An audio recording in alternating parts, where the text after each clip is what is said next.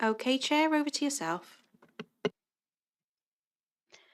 Good evening, everybody, and welcome to tonight's meeting, which is a joint performance scrutiny session. First time we have done this at the Rayleigh Glamorgan Council, so we're all learning as we go along. Before I get going into the agenda, I shall just start with the usual housekeeping. So if everybody just settles down while I go through this. So if I can remind everybody, please, present, that this hybrid meeting is being live streamed as well as recorded via the internet. And then this recording will be archived for future viewing. If a participant wishes to speak, can they please raise their hand in person if they're sat in the chamber, or use the remote raise hand function, which is located in the bottom left-hand side of the screen. This will put you in the speaker queue accordingly. When subsequently you're invited to address by myself, please then press your activation button in the bottom centre side of your screen. Please be patient and aware that there will be a small time lag and that you do not need to press the button again. The response of the system is not instant, and if the button or desk microphone changes to red, then that means it has responded. If a participant raises their hand via the remote function and is not subsequently invited to address by myself, please could they turn their camera on to indicate or place a message in the chat function. When invited to address by myself, please could all participants ensure their microphone and camera is on to ensure that they can be seen and heard when actively participating. If this isn't possible, please bring this to my attention or to the Democratic Services Officer. Once you've participated, please remember to turn your activation button off so as not to delay any other participants from coming onto the screen, and to also avoid any background noise when other participants are speaking. So can I please then welcome all committee members, officers, and any members of the public who are watching this live stream tonight. So if we move on then to part one, which is apologies for absence, I have two reported to me, which is Councillor Hanks and Councillor Iannucci Williams. I don't know if we've had any more, Amy. Have you had some, please? And we have had a further apology from Councillor Bruce. Okay. Thank you, James. Okay, nobody else? Great. If we then move on to... Chair? Yes? I'd like to give apologies on behalf of Councillor William and Councillor Hooper. Thank you. I believe that Councillor Collins will be joining us, but maybe a few minutes late. Thank you. Thank you, Councillor Johnson. I'll pause just in case there's anybody else. No further indication in the room, Chair. Thank you. Thanks, Amy. Right then, let's move swiftly on then to agenda item 2. This is the declarations of interest and nature of such interest. Do we have anybody today who would like to declare? No? Okay. So we'll move then on to agenda item 3, which is why we're all here today. This is a reference that has come from Cabinet on the 3rd of July. It is our Vale of Glamorgan Council annual self-assessment for 2024-2025. Just for the benefits of members of the public, I'll just do a little introduction before the formal introduction. And that's just really to reflect that Welsh councils began conducting annual self-assessments in April 2021. So this is following the passing of the Local Government and Election Act Wales Act 2021. So this is legislation that mandates the councils assess their effectiveness in exercising their functions. This is how they use their resources efficiently and also ensures effective governance. So this approach is intended to build upon and support a culture where the council continuously will challenge the status quo and ask itself questions about how they operate, and also consider the best practice from other parts of Wales. So for any organisation to be effective, it really does need to understand its current position. It must be clear where it wants to go, and it should have a robust plan on how it's going to get there. So fellow councillors, we're going to review the council's annual assessment in sections tonight, and then we're going to pause for questions after each section. Officers then are going to welcome any of our observations and any recommendations that we also would have then for system improvements. At the end of all of the sessions, James Thomas Langridge, our Democratic Service Operations Manager, he'll sum up observations and the recommendations that have been made throughout tonight's meeting. And then we're going to run through them all to ensure that none of them have been missed. So I hope that's just a quick introduction for me. Now I think I'm going to be handing over to introductions and overview, I think from our leader and also from our Chief Executive. Thank you. Okay, thank you, Chair. Amy, I think, Thank you. Is it possible to share the slides? We have some slides just to take you through these early stages, just to set the context. Good. So if we can go on to the next slide, please. So very quickly, just to reiterate your comments, Chair, the purpose of today's meeting and the structure of the session will follow the report that you've already received and that's been distributed in the papers. So we'll just do some very quick introductions around the process itself, the panel performance assessment that was conducted that has informed elements of this report, and also the ratings that have been suggested or recommended. And those ratings were being recommended across 3 requirements, 1 across performance, 1 in terms of resources, and the 3rd area in terms of governance. We'll then go on to next steps. And as you've just alluded to, Chair, we will sum up the meeting and just cover off the recommendations that will be made. And as you've said as well, there'll be an opportunity for question and discussion between each of the sections as we go through the meeting. So if we can go to the next slide, please. So just a reminder for members that this self-assessment process relates to the last year of the previous corporate plan. That's the 2020 to 25 corporate plan. And as members know, that corporate plan included annual delivery plans across each of the 5 years. So this deals with the last year of that corporate plan, which is the 2024-25 annual delivery plan. It looks at the objectives we set ourselves, the targets we set ourselves in that year of the corporate plan. And as you've alluded to as well, there's a statutory duty to keep that performance under review, and that's across 3 performance areas.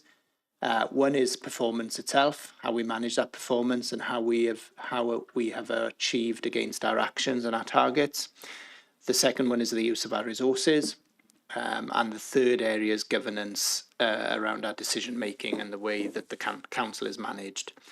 And by definition, the self-assessment that we work on is based on a range of work and data that we have collected to inform the judgments that we make.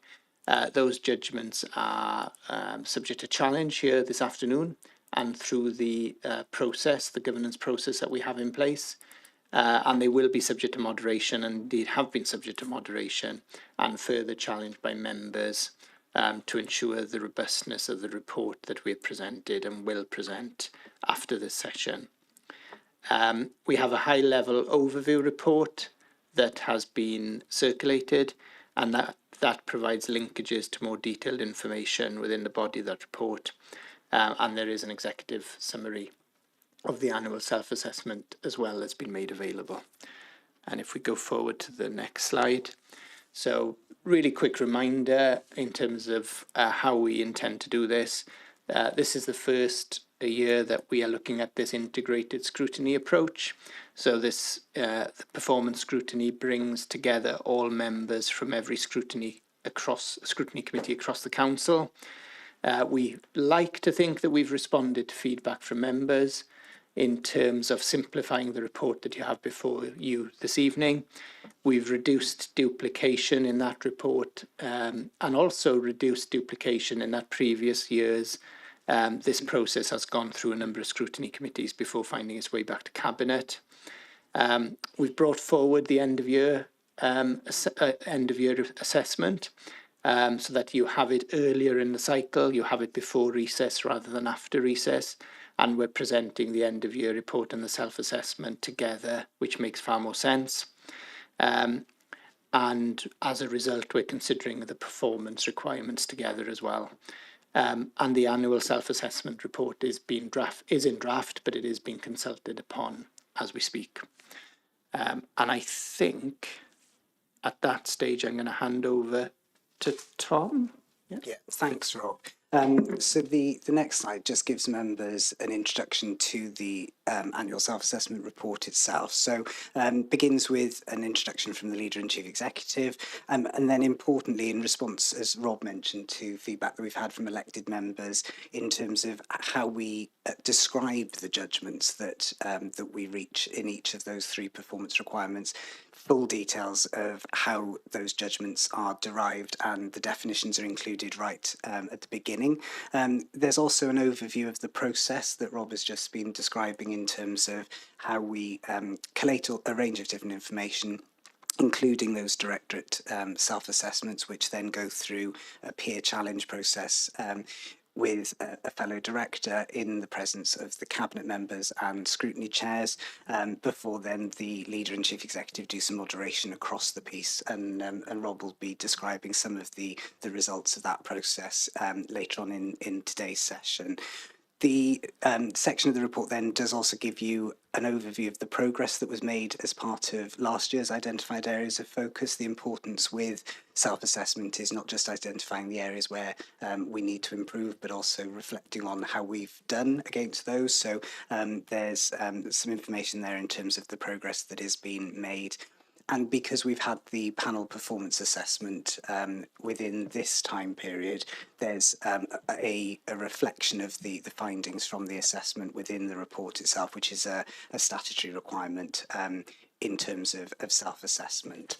So that's the background for elected members, and then the first of the sections of the report itself is around performance requirement 1, which is assessing performance. And the next slide just gives members an overview of what needs to be considered when we're assessing performance, and this is on pages 16 through 25 of the annual self-assessment report. So for this year, as I mentioned, we've had the panel performance assessment, so we need to reflect on the considerations that panel gave to the extent to which we're exercising our functions effectively and how well the council is performing. Within this area of the report, we need to look at the judgment in the sense that if it's good, it means that 85% of activities and measures at the end of the year need to have been completed. So we must, in effect, have successfully delivered the majority of our ADP commitments.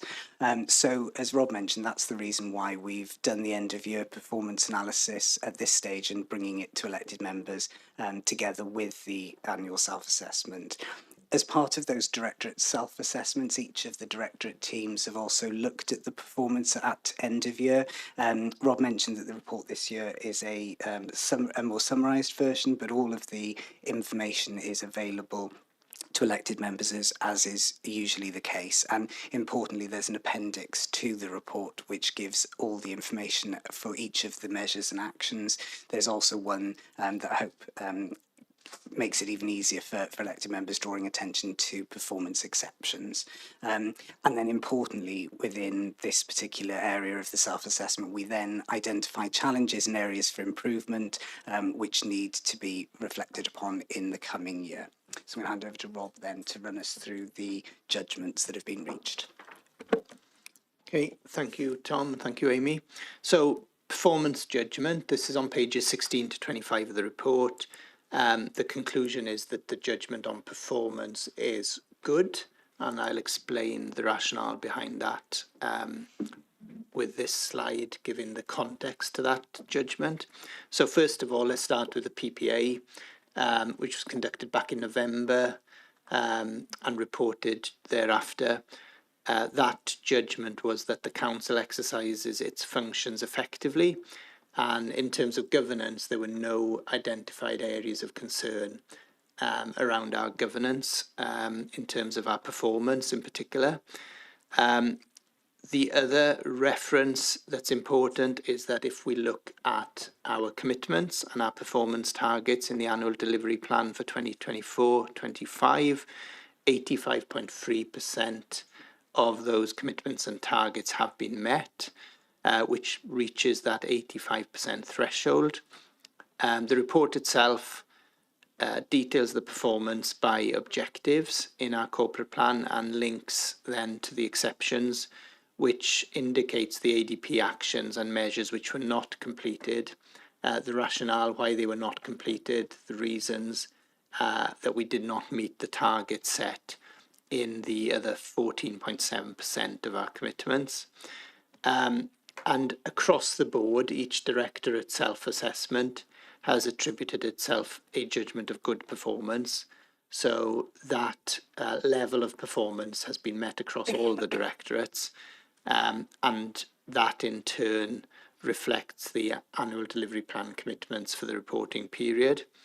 And then if you look at a review of the local performance indicators, if you look at the trends and the benchmarking data where that is available, it does demonstrate that despite the pressures that's on local government at the moment across the board, across Wales, and the increased service demand that we're facing, on balance, the council's performance is positive when we look across a range of services and when we look across Wales as well. And also we have concluded that the delivery of our ADP commitments in year has contributed to the national wellbeing goals as set out by Welsh Government and the Future Generations Commissioner.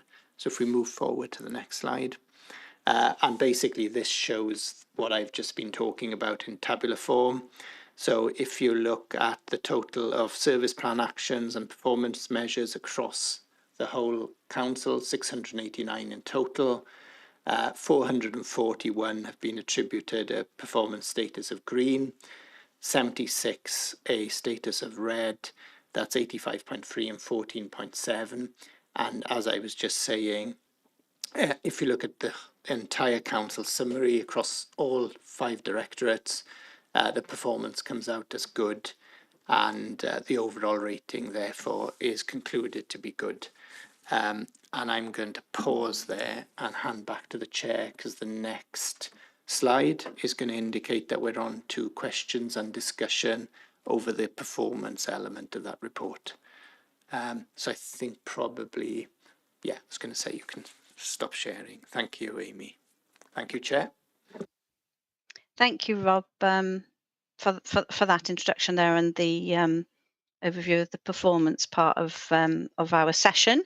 As we said, now is the opportunity for individual councillors to ask questions, come up with recommendations on what you've seen so far. I understand that Councillor Johnson's got his hand up in the room, so I can't see anybody else yet on the remote system. So can I go over to Councillor Johnson first, please? Thank you very much, Chair. Just to give people a chance to don their headsets before I begin. Thank you, Rob, for the introduction there. Of course, we have discussed between those 2 categories, green and red, there are that many actions which is different to the 689 that have appeared in the report, in the introduction. So obviously there's some 172 that don't respond to either category. I'm not sure how it is be possible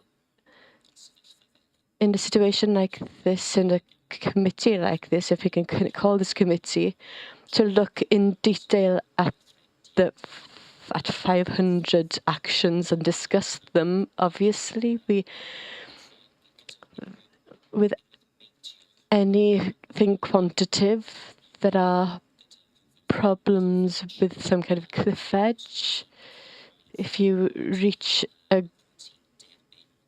goal, you accept some deserved category, but if you receive an unwarranted category.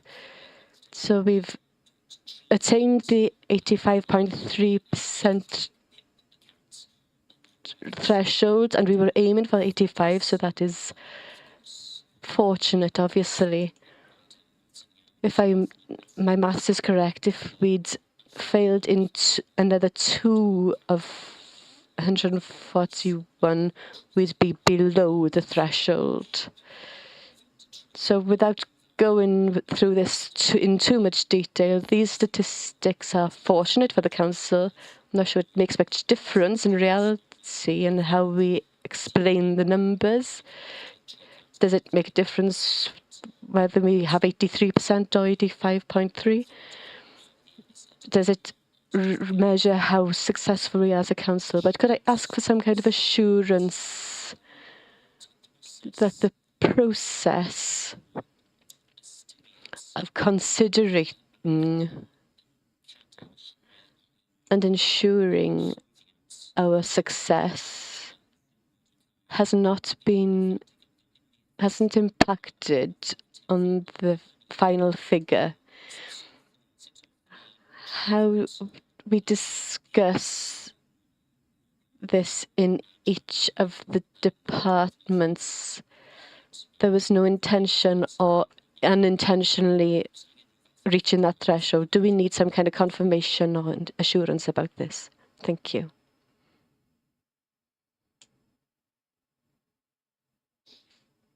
Thank you, Councillor Johnson. I don't know if this one for you, Tom or Rob, then. So we're looking at the assurance really on that process of how we get to the 85%. And as he said, 83%, obviously it would have made a difference from a good to a fair outcome, but we are looking at improvements anyway. We don't rest on our laurels. So in the end, I suppose, it doesn't really change the situation. So Tom, is it for you to come back, or Rob, on that particular request for assurance? Thank you, Rob. I'll start, Chair, and bring Tom in if Tom feels he's got anything to add. As Councillor Johnson asked his question and his commentary in Welsh, I'll respond in Welsh, if that's okay, if anybody wants to.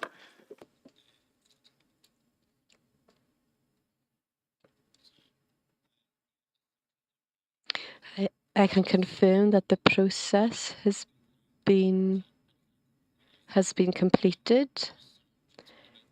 completely transparently, as Councillor Johnson asked. In terms of the process, everything has been monitored. And there's been a departmental audit as well as part of the process. So I can give that assurance to Councillor Johnson that the process has been open and has been rather detailed as well. So the result is very close, I accept that. But we have looked in detail at each of the departments, each of the sections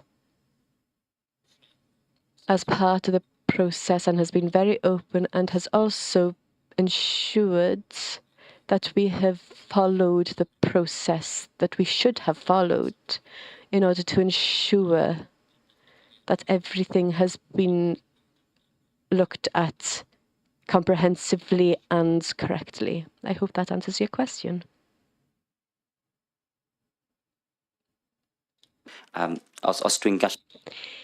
If I may, Chair, thank you, Rob, for the assurances. I welcome them. But unfortunately, I understand it's an integral part of the assessments for councils to work in their own homes.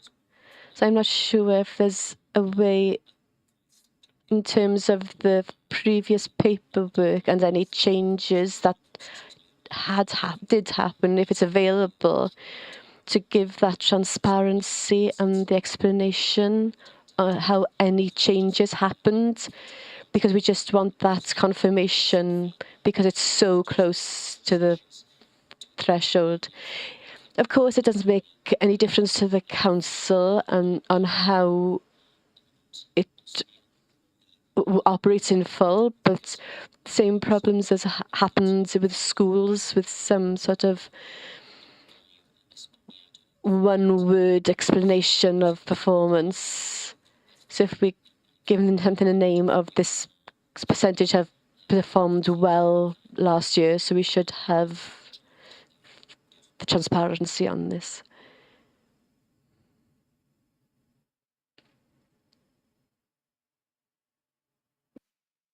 Thank you, Councillor Johnson.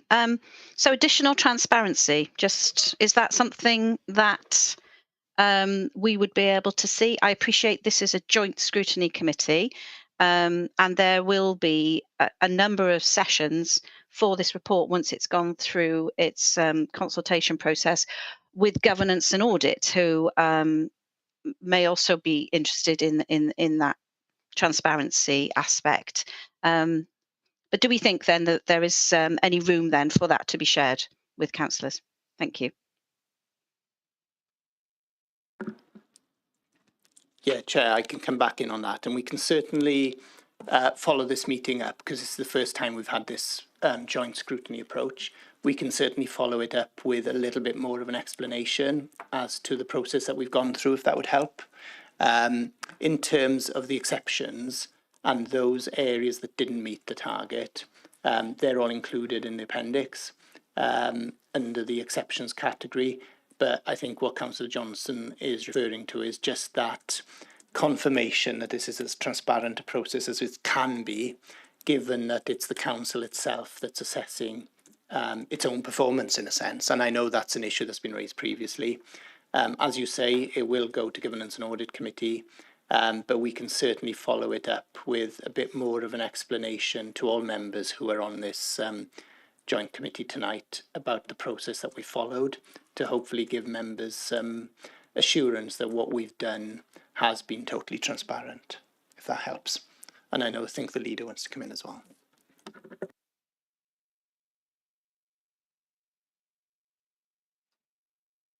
Thank you, Rob. Leader, please, would you like to contribute too? Thank you. Yes, thank you, Chair. I would like to add just a little bit to Rob's comments. I think as all scrutiny chairs could confirm that the actual performance assessment is virtually a 360-degree one, in that the scrutiny chairs attend, there's a challenge director, the director is actually talking about their own performance, and then there are also all the various monitoring reports that have come through the year. It does us no good to not be accurate in our assessment, because from there, how can you improve if you're not completely honest about where you are? And I think one of the rewarding things of our interactions with regulatory bodies over the last year is the comments we've received about the council's willingness to be completely open in terms not only of our successes but in terms of the challenges that we face, and that's often commented on within their reports to us.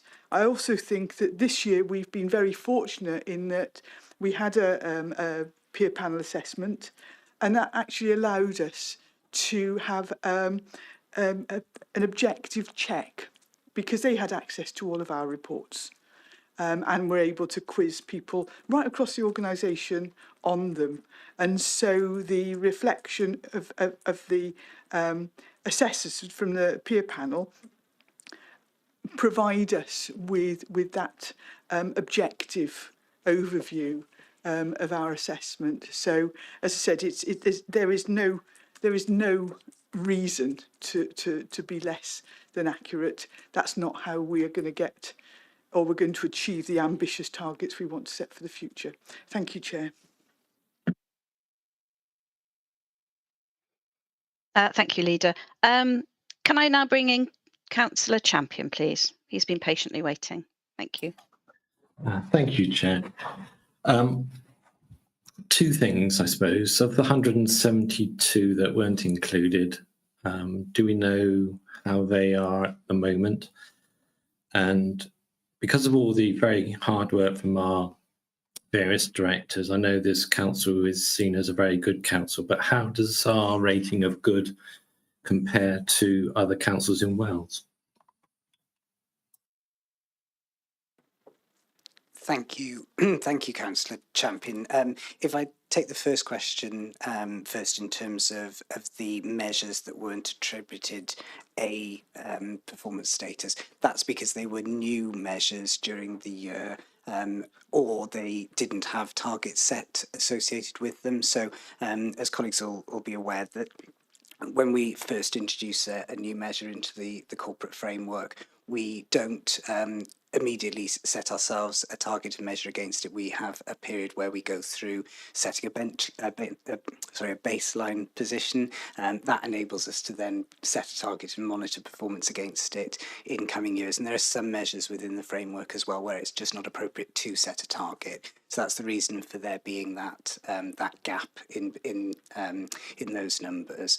In terms of our comparison with other councils in Wales, self-assessment is a process that is down to individual local authorities to determine the approach and process too. So we all do it slightly differently. My colleagues are part of the network of policy-based officers in local government who meet regularly with the WRGA and also with Welsh Government to discuss the process. And we do look to other local authorities to see how they're doing it, and equally they look at us in terms of how we're doing the process. So it's not a case of being able to compare 3 standard judgments across 22 local authorities in that way.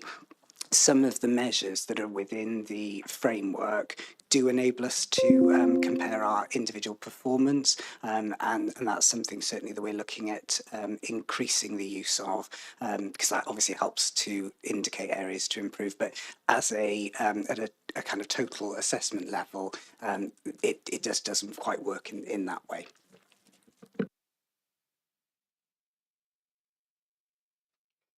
Thank you, Tom. Councillor Champion, do you want to come back in on anything you've heard there, or are you? No, that's fine. Thank you.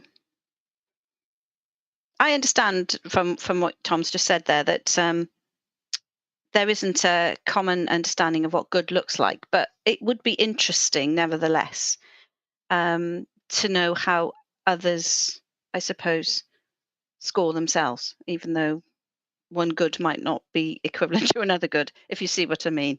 Yeah. So do we have any other questions, please? On this part, obviously, there are more parts to come.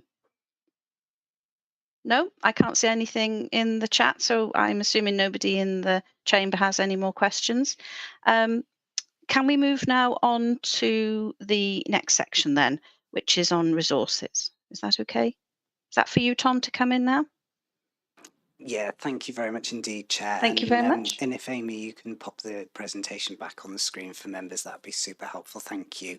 If we can go to slide 11, Amy, if that's okay, which introduces the second of the performance requirements that Rob was describing earlier. So this is about the council's use of resources. A nice picture of Penarth Pier there as well. And then on the next screen, you can see here the different things that we've considered and the approach that we've taken in terms of assessing our use of resources. And for members' reference, this is pages 25 through 33 of the self-assessment report. So the panel performance assessment, as part of their scope, considered the extent to which the council is using its resources economically, efficiently and effectively, and reached a conclusion. The Directorate's self-assessment process majors on this use of resources aspect in some considerable detail. Directors are asked to reflect on their management of a range of different resource types, so people, finance, commissioning and procurement, the management of assets alongside performance, but importantly with risk, engagements and insight considerations as well. They provide an indication of the judgment against each of those categories, and then that allows us at a directorate level to identify an overall judgment against the use of resources, which then feeds into a consideration at the council level. Just for members' information, to achieve a judgment of good in the use of resources requires that management of resources is good and in a strong position to secure future service improvement, that there are robust mechanisms and practices in place to operate services economically, efficiently, effectively and equitably, that we can identify and evidence that the 5 ways of working are understood, and that equality considerations are given as part of resource allocation, and that there's good information about how those resources are used to enhance performance outcomes, address any performance deficits and to meet need. And it requires, it goes without saying, that all the FAIR criteria within that categorisation are also met as well. So I'll hand over to Rob to run members through the overall judgments for the use of resources. Yeah, thank you, Tom. So again, use of resources judgment, which is in pages 25 to 33 of the report, is reflected as being good. And if I just run you through very quickly the high-level reasons for that. First of all, we'll start with the PPA again, and that concluded from all the evidence that they'd seen that given the current high levels of service demand and the financial pressures on the council, nevertheless, because of this, we were using our resources effectively and efficiently. That was their conclusion. And then if you look at the directorate self-assessment judgments in turn, so you've got the directorates listed on the top of the table across the top row, and then the various elements that feed into the resources judgment on the left-hand side. So in terms of people and the management of people in our workforce, each directorate is ranked as being good. If you look at finance, commissioning and procurement, we've got 4 fairs and 1 good. So it's fair to say that, excuse the pun, it's fair to say that there's a preponderance of fairs in that row. If you look at assets, the ratings of fair appear in environment and housing and learning and skills, so 2 out of the 5 directorates. And then risk is marked as being fair in learning and skills and fair in place, otherwise good, and engagement and insight is marked as being good across the 5 directorates.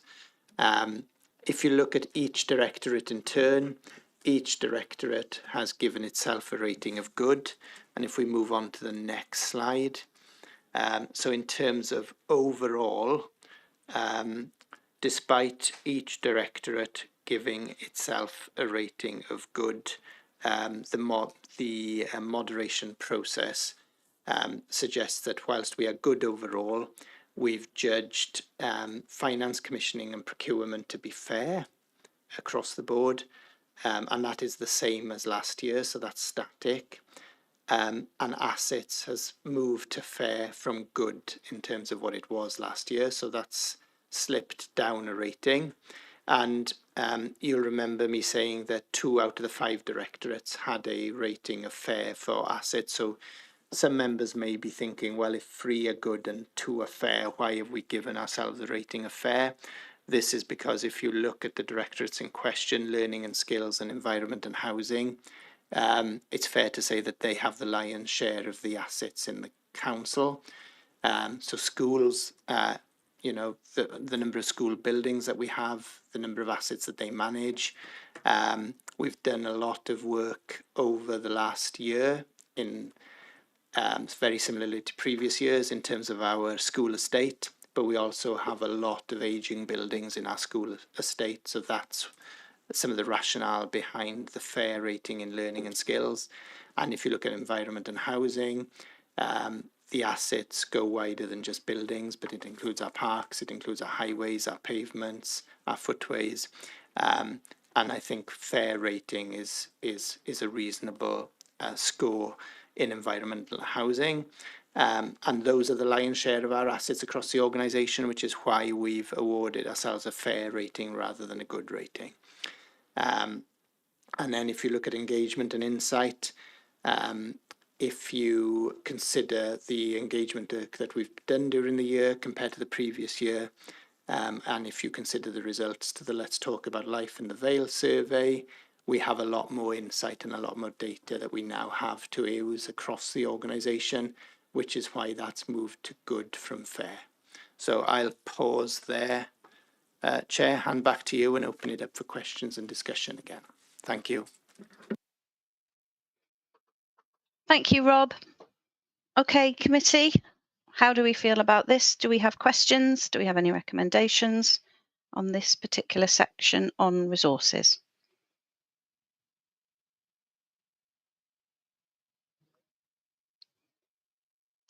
Councillor Johnson, I understand you have your hand up in the room. I think your hand went up before Councillor Franks, but we'll call Councillor Franks in if you wish, because he's already put his hand up. Okay. Councillor Franks. Sorry. Sod's Law, the phone rings. Right. Thank you. Sorry okay? about that, everyone. That's all right. Talking about the condition of school buildings, one thing that has disappointed me is perhaps the specification for new school buildings. I've had experience where unexpectedly maintenance work has been required for a relatively new building. And I just wonder if we are imposing a high enough specification for our new builds.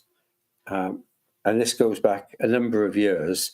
So is that perhaps why we can only be recommended to have a fair category rather than a good one?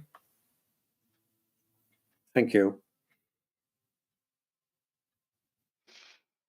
Thank you, Councillor Franks. So your question is there any connection with the potential snagging lists with new buildings and that rating? That's what you're asking them. A little bit more than snagging. Snagging, yes.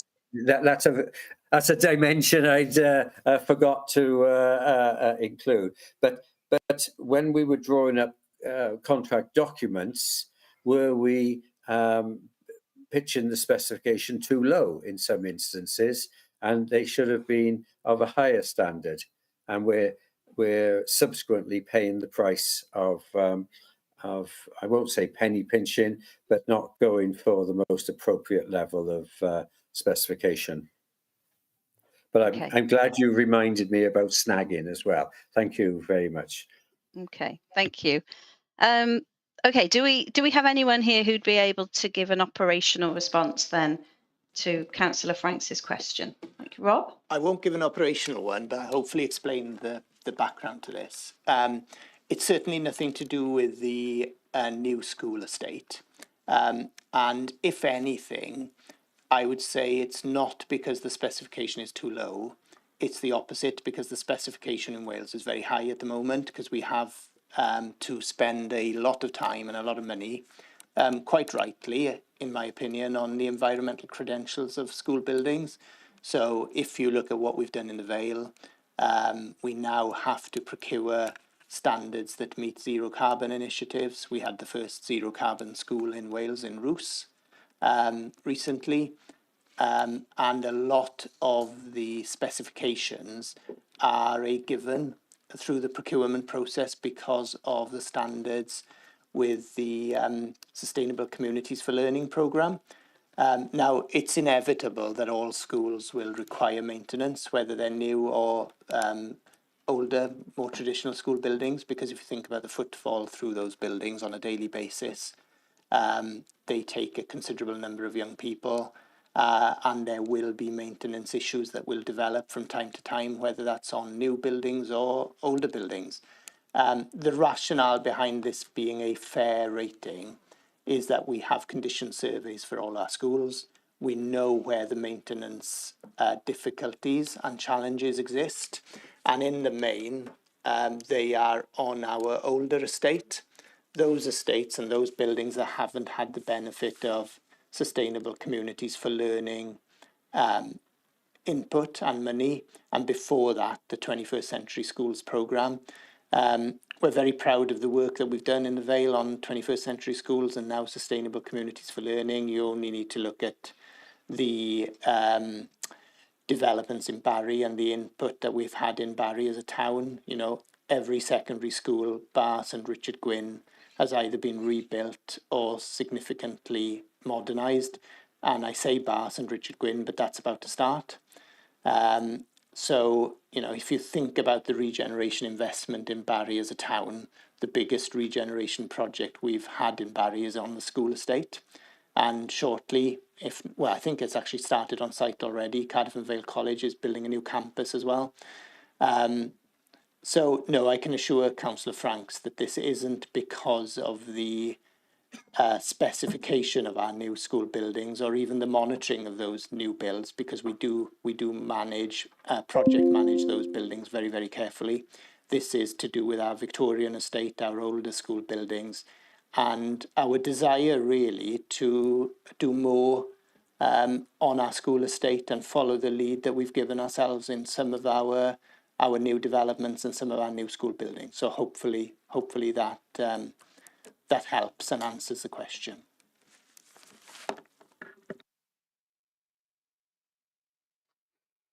Thank you, Rob. You've still got your hand up, Councillor Franks, so I don't know if you wanted to come back in on that. No? Okay. I think we'll move on to Councillor Johnson, if that's okay. Yeah. Sorry, Oh, right. that's all right. He's Yes, back. sorry. He's back. Come on.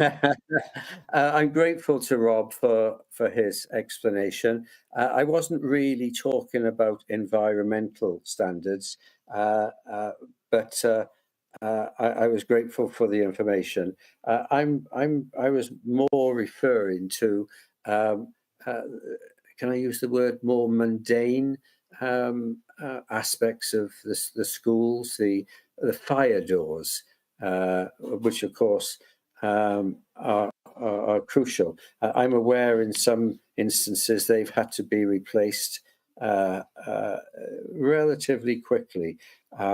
But there you are. I've made my point, and perhaps I can come back to that on another occasion. Thank you, Chair. Thank you, Councillor Franks. Okay, Councillor Johnson, I think it's safe to come in now. Thank you. Thank you. We'll see who else needs to talk. Again, I would just like to draw attention to how reductionist the categories are. I don't expect anyone in this council to say that we perform poorly. And again, I don't expect anyone to put their head above the parapet. But so these categories and our use of resources being fair, I'm not sure what I can learn or understand by this in any way in terms of scrutiny. I have been part of the task of finish group for scrutiny with a number of other people from the scrutiny committees. We have been aware of a range of issues across the council there, and deficiencies, but it clearly stands out how we describe ourselves as fair in terms of the Finance Commission and procurement. So the question I have is, what lessons can we learn to make a difference to ensure that we are good by this time next year?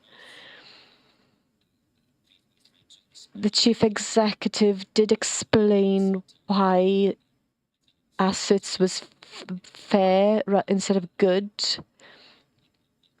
due to the weighting placed on the two sections and departments. But could he explain maybe how the decision on risk has been made and what exactly is risk in this context? And we also have in the presentation shows that we're over 4 years, and it shows that we're doing less well in recent years. Is this a fair reflection of our performances, or is this a response for us to be more self-aware on how we are performing? The question is this a reflection on us doing our work, or are we realizing how that we are not as good as we thought? Just to finish, to put my hand up and apologize, the pages appearing in the presentation are slightly different to those in the report, because the report includes pages before, what's the Welsh word? The current pages explain before the pages. So some of the questions I had of the aspirations that appear on the pages.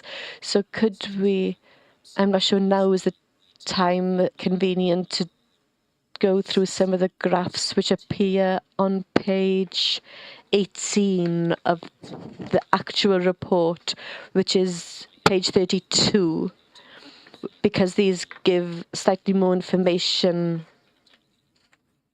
of where we failed on the red areas.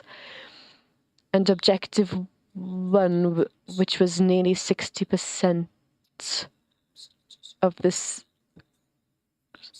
the RAG status being red. And also 35% was in the red. So maybe not now, but if we could return to this later on to have a certain amount of information on that, an explanation on that page. Thank you. Thank you, Councillor Johnson. Couple of questions there then, but if we start with the first one, which is to do with the fair assessment for finance, commissioning and procurement, what do we need to do to change that so next year it's a good?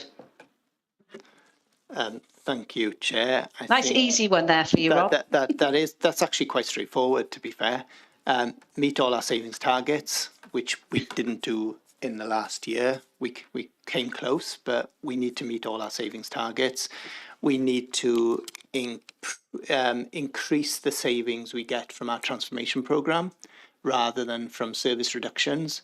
So the aim of the game in the next 5 years with our new corporate plan with Vale 2030 is a shift from more traditional savings from individual directorates to savings coming from the transformation agenda across the council. So what you will see is an emphasis on traditional savings reducing and transformational savings increasing, with still the aim being to meet those savings year on year. Because if we don't meet those savings year on year, it means we have to delve into our reserves. And that's not something we want to do year on year, because if we do that, our reserves diminish and we become, we make ourselves into a more perilous position. So that's the simple answer. And the other element of the answer is to get a procurement strategy adopted and to implement that procurement strategy. So that is something that the task and finish work that you've been involved in will feed into as we head into the autumn. And we'll ensure we get that procurement strategy over the line and we implement the measures in that strategy. So those are the two main reasons why I think we need to move from fair back to good. The other contextual reason is, of course, it's getting harder year on year.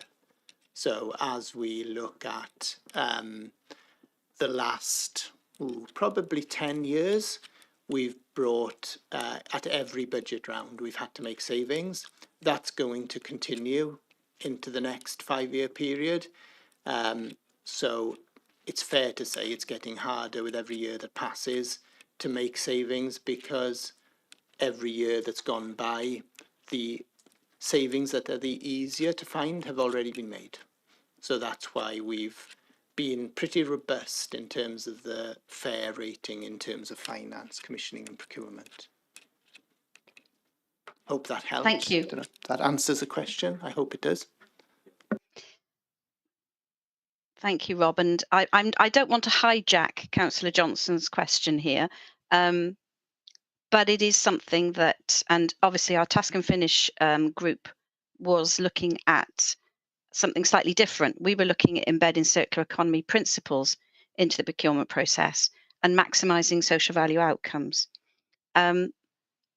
What I think is something that, and I haven't seen in any of the things that we're going to do differently, this being taken on board. And I have recommended this once or twice before in a number of different scrutiny meetings.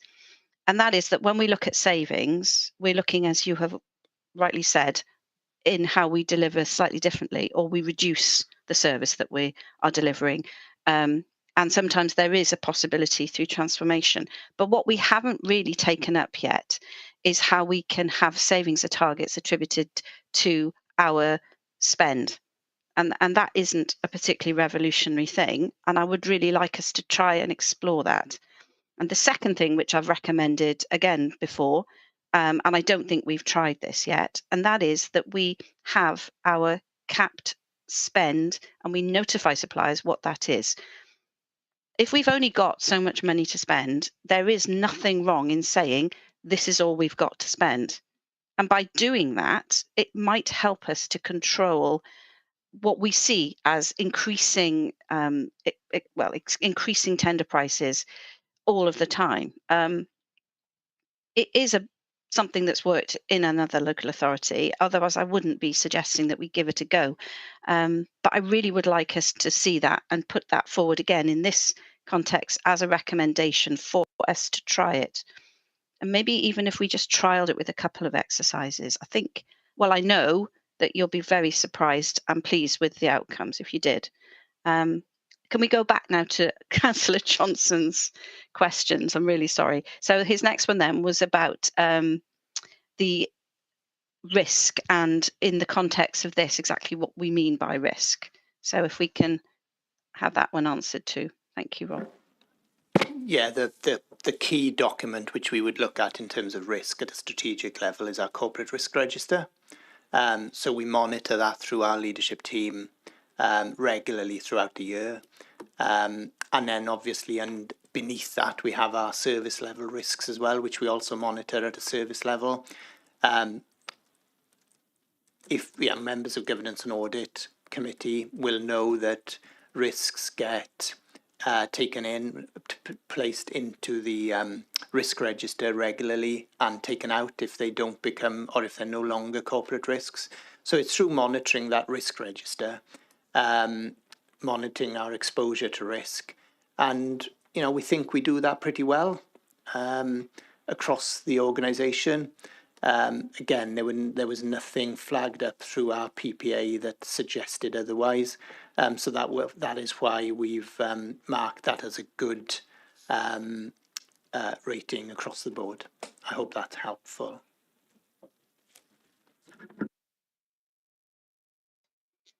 Thank you, Rob. I think the next question then from Councillor Johnson, which is a really good one. Sorry, Chair. Over 4 years. If I can, os we just yn gallu dod... If I may just come in again here. If we have good risk across the board, why are there 2 fairs for learning and skills and place? What's concerning us about those 2 areas, please?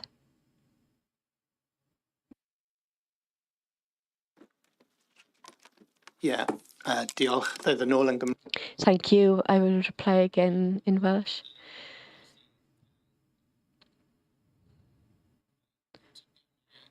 I suspect in terms of place, the reason why that has been scored fair is because of how we manage projects, large projects across the council.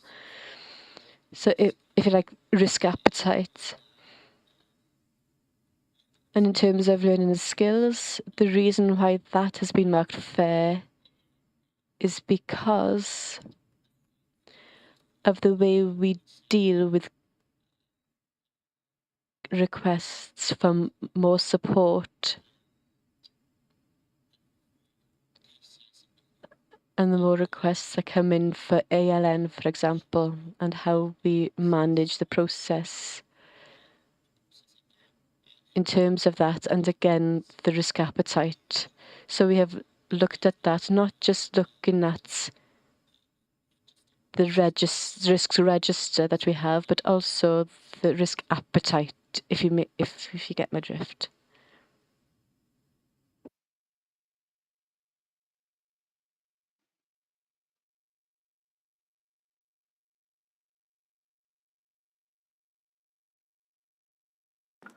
Can I come back in, Chair, as well? I think Tom wants to come in on a couple of the comments around the procurement references that have been made, if that's helpful as well. Thank you. Thank you. Just to check, Councillor Johnson, because I can't see your hand, were you okay with that risk? That I'm fine with the answer from the chief executive there around risk. Obviously, there were some other points that I had raised that we haven't got there yet. later. Yes, thanks. Yeah. Thank you. Thank you. Tom, do you want to come back in then on the procurement bit? Thank you. Yes, certainly. Thank you, Chair. And absolutely, as part of the current year's budget and medium-term financial plan, we have reflected within that a target for the next 4 years relating to procurement savings. And I know that we've got a workshop that is arranged for August of this year to bring procurers from across the council together to discuss now, based on the contract forward plan and the register that we've got with Ardal, to look at what procurement is planned. Obviously reflective of the some of the findings from your task and finish work that we heard last week. So we're going to be convening those colleagues to have a look at that forward plan to identify where the potential exists, and I'll certainly ask colleagues to pick up on that max price tender approach, because that sounds like that could be something that could be of real value in some of the procurement exercises that we do. So yeah, more than happy to pick those up, Chair. Thank you, Tom. And this is given in the most sincerest way. This suggestions, we really do want to see what we can do to improve a very difficult position for us in terms of managing our spend. Right, back to Councillor Johnson's question. I mean, the last one, and then I think there was a question to do with the numbering of some of the pages and the graphs. But this one, over the last 4 years, because the scores have gone down in some areas, is that because we are becoming more self-aware, which is a really good observation. If you'd like to come in on that one, thank you. Yeah, thank you. It is in part, and it's also because it's getting harder, if I'm honest. And it's my earlier point. So yes, we're becoming more self-aware, we're becoming more robust in how we measure these things, but it's also getting more and more difficult to stand still, let alone to improve. So that's why if you look at the ratings across the board, compare them year with year, the last 2 years we've seen 2 fares, and the years previously we haven't seen any fares. We've just seen goods. And I just come back on one point as well, which is the point that Councillor Johnson made on this one, but also made on the earlier one about, you know, this is the council looking at its own work and coming to its own conclusions. And if you look at the pre-moderated scores for finance in particular, we had one directorate marking themselves as poor on finance, which we moderated. and this is slide 13 that you saw earlier. So we had, if you remember, we had free fares across corporate resources, environment and housing, and learning and skills, and social services, sorry, for. I think it's fair to say, because it's in your papers, social services marked themselves as red. And we found, and that was purely on the basis of the overspend in year. We thought when we moderated it that was pretty harsh, because yes, there was an overspend, but we are faced in an area like social services, which is a high risk area, that we have to deliver those services to those people who need those services. So yes, there was an overspend, but we managed the risk and managed the finance accordingly, given the nature of the work that we do in social services. And then if you look at the pre-moderated papers, corporate resources that marked itself as good, we felt that should be fair, because the total savings in corporate resources had not been met. They fell short. And in an area like corporate resources, I think it's fair to say the director would, and we would have liked to have seen those savings met. They weren't, so we just felt that fair was a more appropriate mark. So hopefully that goes some way to explaining the way the moderation process works and the way that we are pretty robust in doing that moderation work.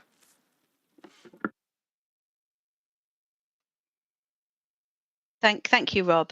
Now, the last question, I think, from Councillor Johnson, which was a little bit more complicated, so I'm going to go back to him on the page numbers and the particular graphs that he was hoping that we could take a little look at. Councillor Johnson, would you like to come back in on that one? Thank you, Chair. Sorry, I'm mixing myself up because I'm obviously going between two documents, one for the presentation we have today and the report itself. And the presentation refers to pages in the report, in the actual report, which don't always correspond with numbers in the screen. That also made an introductory paper. So, page 18 or page 39 in the reference of cabinets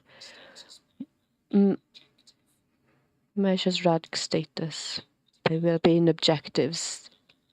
Is everyone on that page? Just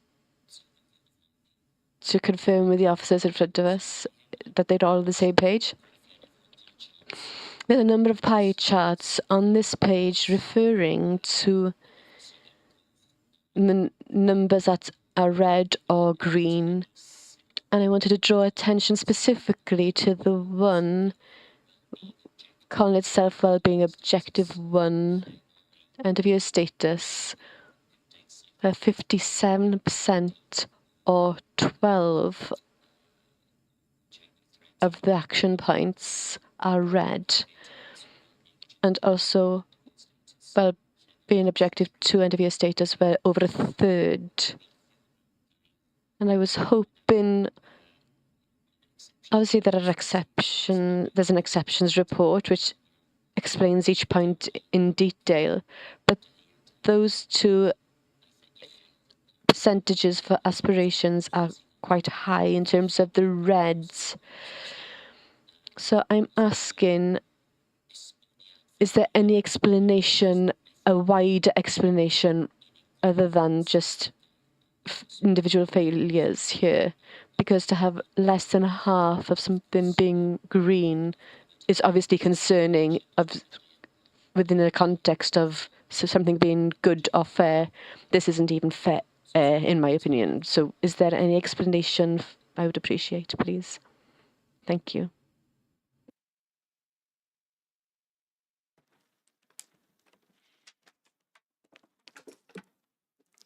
Thank you. Oh, thank you, Tom. Yeah, please come in. No, thank you, Chair. Thank you, Councillor Johnson. The Chief Executive told me I just had to respond to you in Welsh, which I'm going to really struggle to do. So I'll do my best in English, if I may. Absolutely. A couple of things. Councillor Johnson. One is that, as we discussed earlier, there's a number of targets that haven't had, a number of measures that haven't had targets set this year. So those are taken out of these pie charts. So we're now looking just at the number of measures for which it's been possible to measure the performance as at the end of the year. And we take quite a robust approach with end of year performance reporting, both against actions and against measures. And there's an error at the top of the report where it's indicated that amber is a possible category, and at end of year, that's not something that we do. We either say that the target has been reached or it's not, and if it hasn't, it's red. So that's why sometimes, certainly we see this, and I see this in my own area.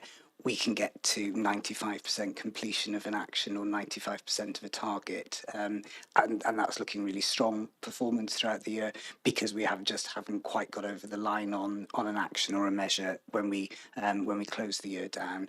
That indicates the red status. So it's not unusual to see a higher proportion of red performance against these measures at the end of the year than perhaps we've seen in the past. One of the things that we've been thinking about doing, and in response to some feedback that we've had from elected members through scrutiny and through some of the less formal interactions that we have with members, is to look at including trend information in some of the performance reports, so that as elected members you can see over time how certain things are performing, so that you're not in effect just getting a cut-off as at the end of the year. But that's and as you said, Councillor Johnson, there's a commentary against each of these exceptions within the appendix, and obviously we can pick up on any particular individual measures that you'd like some information on.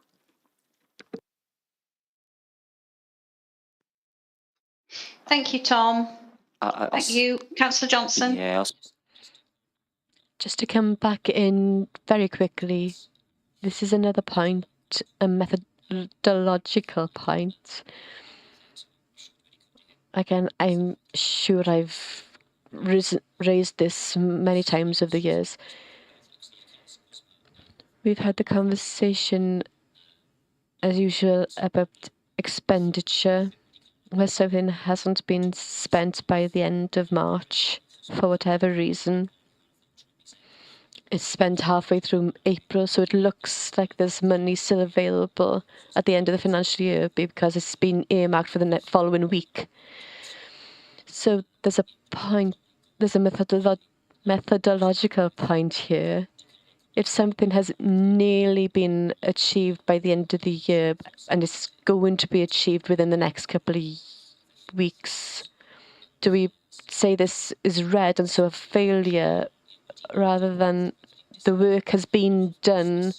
The whole process of the targets is methodologically difficult, because we decide as officers, as cabinet, council, we set the targets, and then we decide whether we have attained those targets. And that's why I know it's part of legislation, but again, I have methodological issues with all of this. I'm not sure how we really solve some of those methodological points. I'm pointing the finger here at needing explanation on why we failed a number of things at the end of the year, but not knowing how close we are to completing them. And does this really help me understand the situation of the council at the end of the year, of the financial year, or not? Or is it just, are they just colours on a piece of paper that don't really give information on how close we are? Thank you, Councillor Johnson. And yeah, no, absolutely, you're right in terms of the methodological point. And I think it's something that we can certainly look to reflect on in terms of that, how close we got by the end of the year. And one of the things that, by moving to fewer actions that we're going to be tracking through the directorate plans means that there should be an opportunity to improve the quality of the commentary that is provided, because we're able to focus on fewer things but add more value to them. So it's one of the reasons for doing that, so that we should be able to provide elected members with further information, and that information should be available in the appendices, which gives you commentary against the measures or the actions that have not been completed. We'll certainly have a look at again the methodology for next year. It's really difficult because we are and we constantly look at this, Councillor Johnson, and we do take on board the feedback from elected members. So in terms of, we're very aware that this is a process that is managed as self-assessment. So in this instance, we take quite a harsh line with ourselves to say it's either complete or it's not complete. And if it's not complete, we attribute it a red status. And equally, I could understand if we had a number of ambers in there that we would be challenged for not necessarily being as open and transparent about not completing things.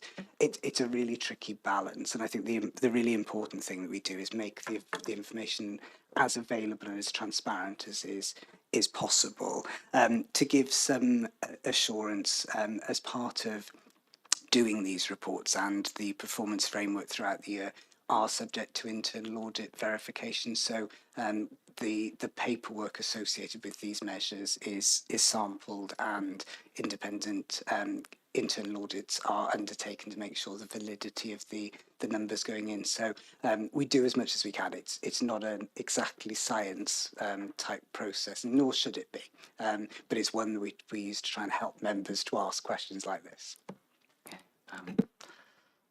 Diolch yn fawr, Tom. Thank you very much, Tom. Just one pedantic point to end. Page 30 or page 44 of the whole bundle. At the bottom it says the well.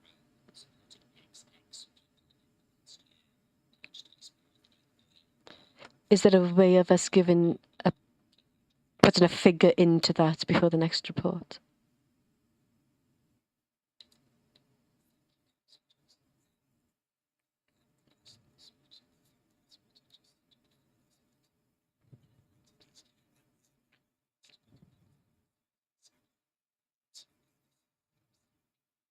Being consulted upon, and the next time it comes to elected members, it'll have that number in it. The figure is still weighted. I'm hoping as soon as we get it, I'll obviously make elected members aware. But thank you for flagging.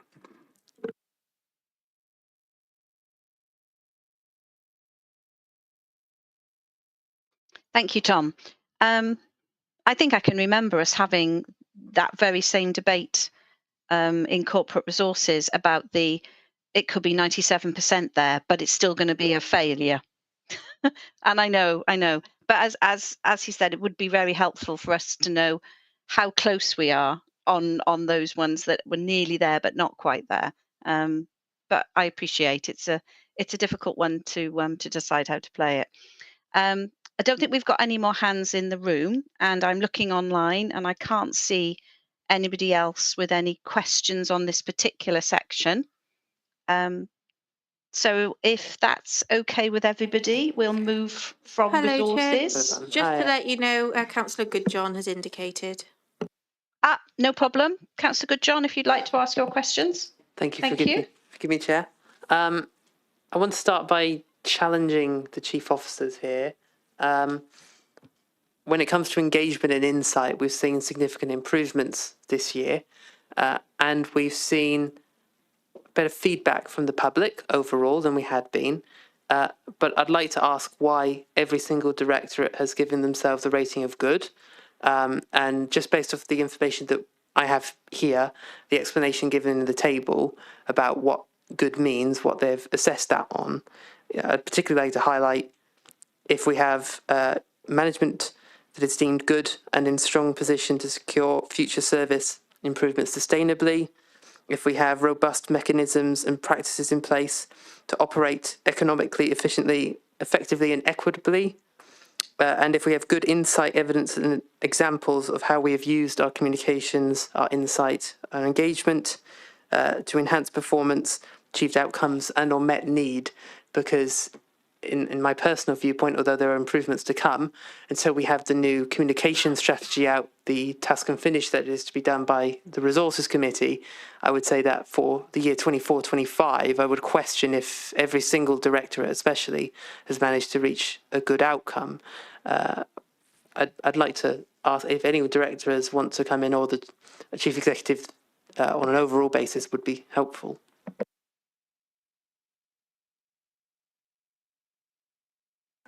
Thanks, Councillor Good. John, who'd like to come in? Rob, yeah? Thank you. Yeah, I can certainly give a update on a sort of council-wide basis, if that helps. And I think one thing you said, Councillor Goodjohn, is relevant, but if I can be so bold, not relevant at the same time, and that is the sort of task and finish work, because that'll be obviously looking at this year, and that'll feed into this year's rating when we report at the same time next year, if that makes sense, because this is looking back at the previous year. But I think what we have seen about the year that's just gone, I alluded to the fact that we had our biggest ever response rate to the Let's Talk About Life in the Vale. We had over 4,000 responses. That has given us a really rich supply of data and information, which we have used to inform Vale 2030. If you look at the PPA findings that we've had done, we went early on our PPA. We did that deliberately because we wanted to inform Vale 2030. At the same time, we wanted to inform where we were in terms of our self-assessment work. We've got a lot more work, or we had a lot more work underway during the year, which was quite a new approach. So if you look at some of the approaches that we've taken in terms of the analysis of the issues that we're facing in North East Barry, for example, a lot of community building work that was underway in North East Barry. If you look at the work we did down in the waterfront, by holding the consortium to account and meeting with residents, that is something which we did last year, which was a new approach. And if you look at the placemaking work in particular, in the Place Directorate, yes, that was place-based work, but the power of those conversations was really significant for us, in that we have not only produced those placemaking plans, but we have had conversations around how neighbourhood management work can work into the future. We get community buy-in in terms of some of the services that we want to deliver locally. So we're looking to continue those conversations. In learning and skills, I know our youth service do a considerable amount of engagement work, and that's ramped up over the year as well. And we've probably done more in that space than we ever have done previously. So there are some examples of some really transformative engagement work that we're doing. Yes, if you're asking me, can we do even better? Of course we can. And can we ramp that up into this next year? Yes, absolutely we can. And we're going to hopefully build on that and develop that work even further. But in terms of last year and in terms of the position we've come from, we've done a lot more than we've done previous years, in my opinion. And that's not counting all the work that we do, which we statutorily have to do. So things like, consulting on planning applications, consulting on highway changes, all that kind of stuff, which we, on school catchment areas, on school rationalisation and all that work, which we have to do legally. This is the sort of, if you like, the engagement and the participation work that we want to do over and above what we actually legally have to do, which is why we've come up with that rating. But certainly if any other director has anything they want to add in terms of the work they've done in their area, or if you want to challenge any of the work that's been done in any particular directorate, or hasn't been done even, then please feel free, and with the permission of the chair, I'm sure she will allow that. I think Lance wants to come in anyway. Yeah, really, really happy to hear from other service directors. Please go ahead. Okay, thank you.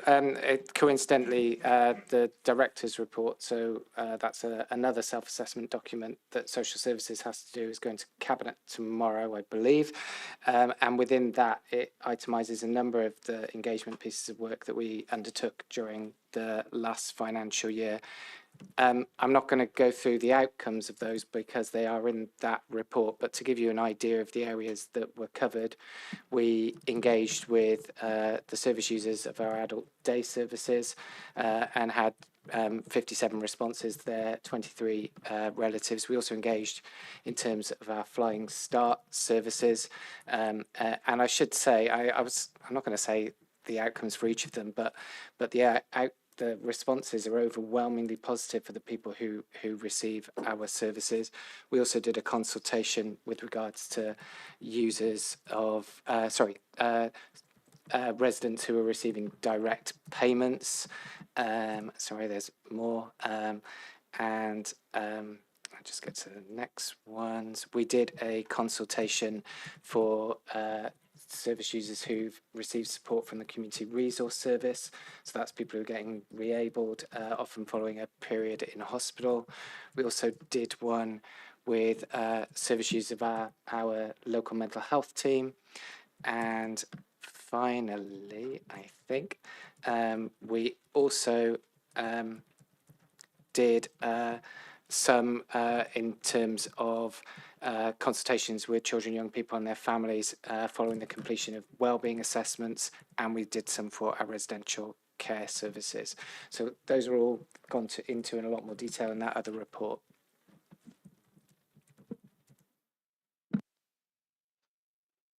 Thank you, Lance. Any other service directors like to give a bit more flavour? Oh, Lida, do you want to come in? Thank you. Yeah, if I could, I just want to set a bit of context because recently I was actually talking to other leaders actually across the UK, and I just hadn't realised that our Life in the Vale survey was sector leading. It wasn't that many years ago that quite often conversations about choices that we were making could be around, well, what we think is the situation or was that effect. Now it is what the evidence shows, what local people have told us, what the consultation has shown. And there are very few occasions where to back up any decision, we do not have that data, because I can't think of a time when we don't actually have that data within cabinet reports or within discussions to form ways forward.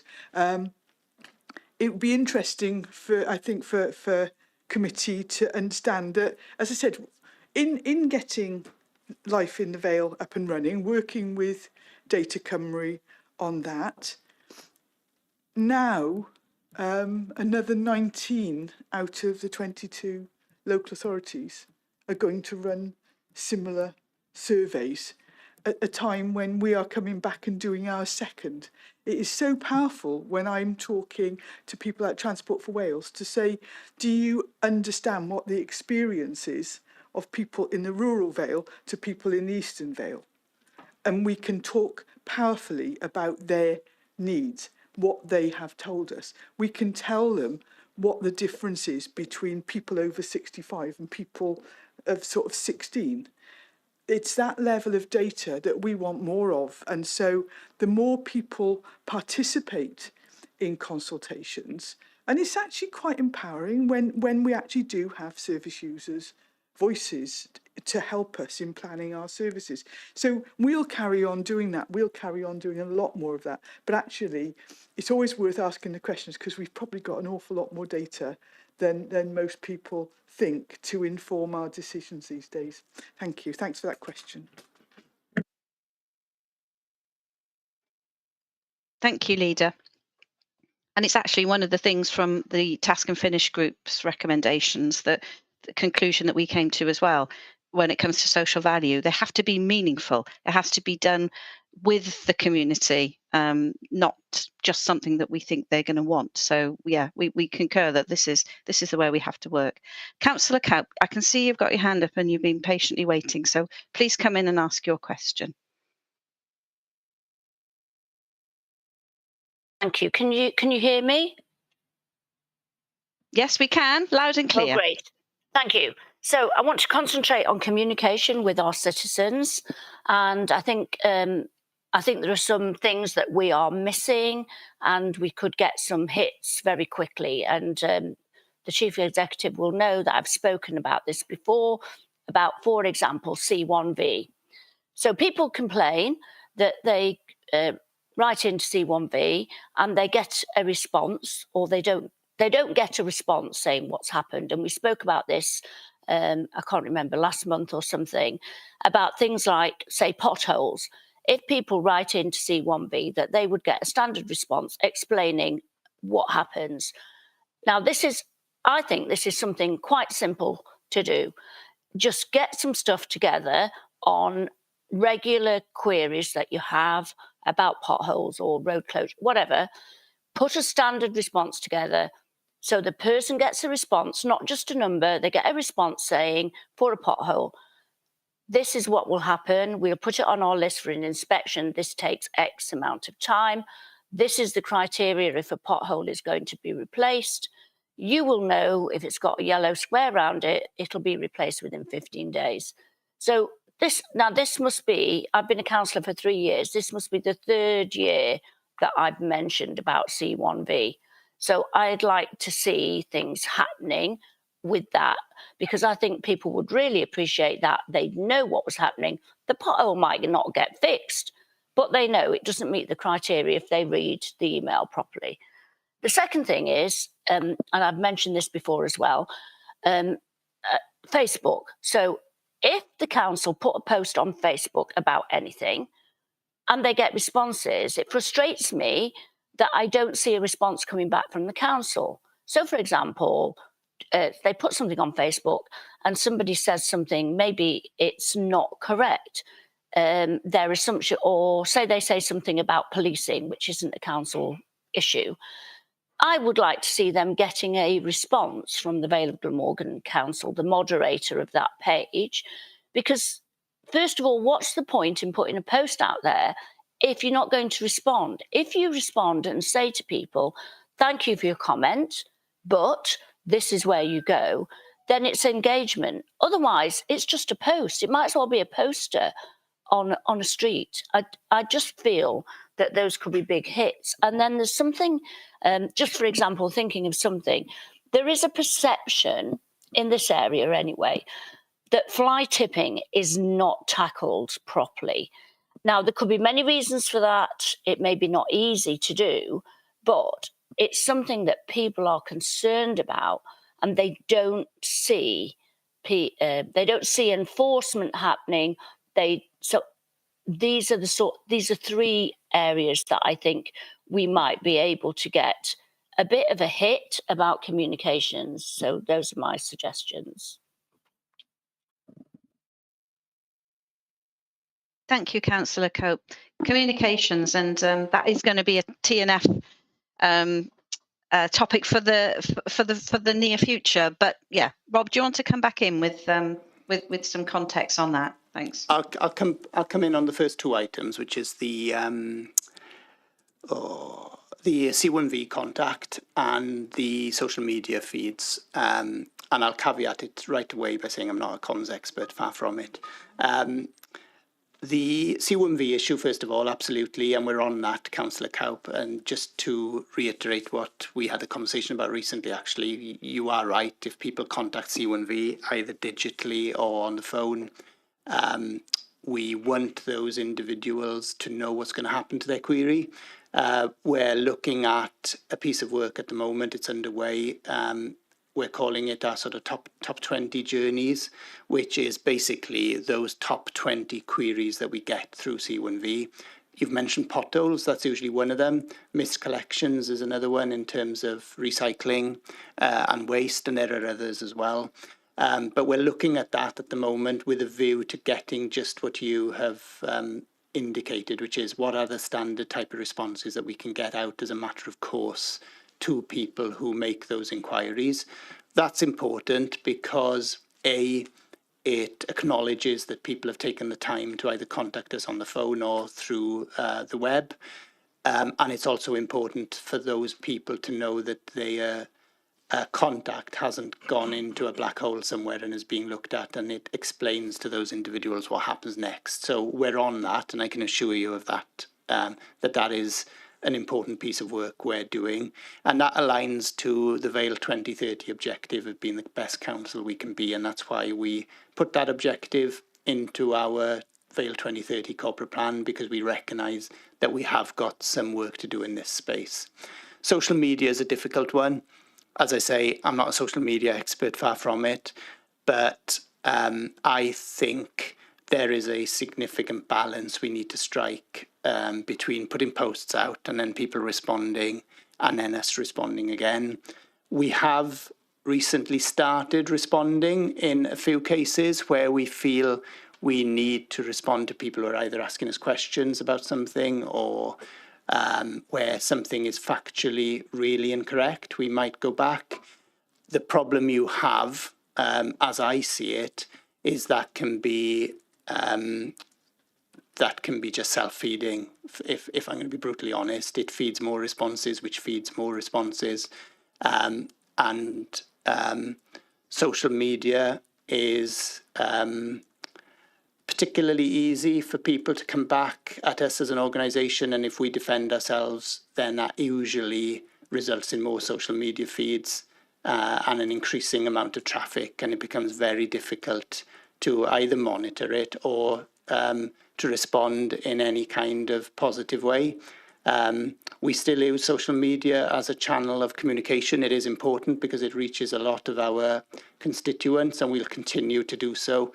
But we have to, by nature, adopt a really balanced approach in how we respond to things that are raised on social media, partly because it can be self-perpetuating, but also because there's also the issue of the number of staff that we've got and the ability that we have to go back on all these queries, because quite simply, it could take forever. So hopefully that helps. I've been particularly robust on that second point, and that's not as a social media user, to be honest. And I think, Miles, you're in a position to come back on the fly tipping query through you, Chair. Thank you, Rob. Yes, yes, please, Miles, would you like to come in? Thank you. Thank you, Chair. By all means, the issue here, I think, is the council's duty to clear fly tipping. Essentially, our duty is related to our own land, public land, and the public highway, and we have a performance indicator for that, where we attempt to clear all reported fly tipping on public land or the public highway within 10 days. So that is nationally reported, and those figures show us as being actually one of the better councils in Wales in terms of fly tipping.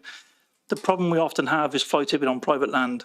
If it's on private land, we'll send officers out to look at the nature of the fly tipping. If there is address details there, we will seek to progress prosecution. Often there isn't, and it's building rubble, mattresses and that sort of stuff. So if that's the case, our method for dealing with it is to contact the landowner to get them to remove the material themselves. Unfortunately, if they refuse to remove the material themselves, there's not much we can do. And I'll give you an analogy here. If your back garden is untidy, then we can't tell you to tidy it up unless it's affecting the enjoyment of the land of others living nearby, and that is sort of harbourage for rats, that sort of thing. So if it's fly tipping on someone else's land, if there's no identification details in it, and if they refuse to move it, it's very difficult for us to deal with it. But we do attempt to deal with it all, whether it's on our land or private land. But the private land fly tipping takes a bit longer because we have to establish ownership if there are no address details in the fly tipping material left. But I would encourage all members and members of the public to report them. And if it is on private land, the response from C1V should say that, but it should also say that officers are still seeking to liaise with the landowners to clear it, because we are aware of issues like the broken window effect, where you get fly tipping on private land, which spreads onto other land. So we do our best, Chair. We're particularly good on our own land, but primarily the majority of problems we have is fly tipping on the land of others.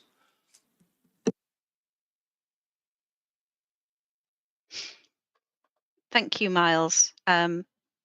And just for context, because I think this is fair and for balance, for the ward that I cover in St Bride's, where we've had incidents of fly tipping, it's been an amazing response. We literally have had the stuff cleared before the day's out. So it's not always that way, and as you've explained, there are complexities to this. But I like to speak as I find, and on that particular matter, I would say the council has been superb.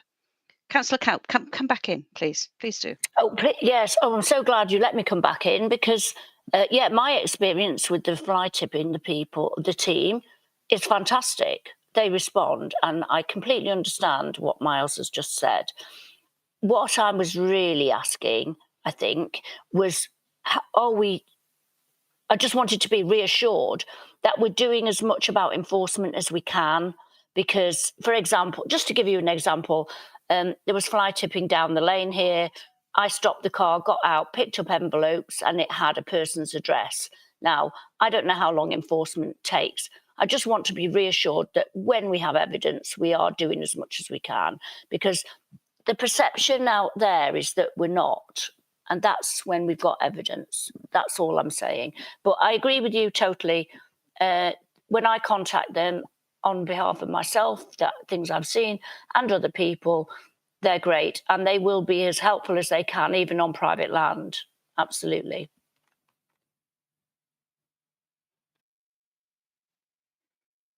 Thank you. Thank you, Councillor Cope. I don't know, Miles, if there is something else you can say to provide assurance for her on that point. Chair, if we have address details, we'll always follow it up. It is sometimes difficult if it's small amounts of material and there's no witnesses to it being dropped, because it could have been wind blown from domestic waste that's put out. But if we have sufficient evidence, we will always progress the prosecution. We just don't always have that, unfortunately. But if we do have the evidence, we will always take these as far as we can and to court if necessary, if people fail to pay the fixed penalty notice. But we've got to put a legal test to those before we progress. Otherwise, we'll be wasting the council's money.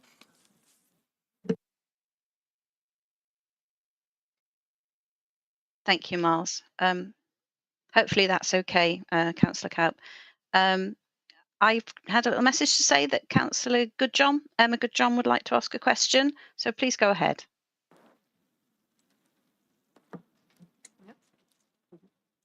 Thank you, Chair. Just with comms, I was just going to ask whether it would be possible to have the CU1V email address put on the contact details of the web page, please, along with a telephone number.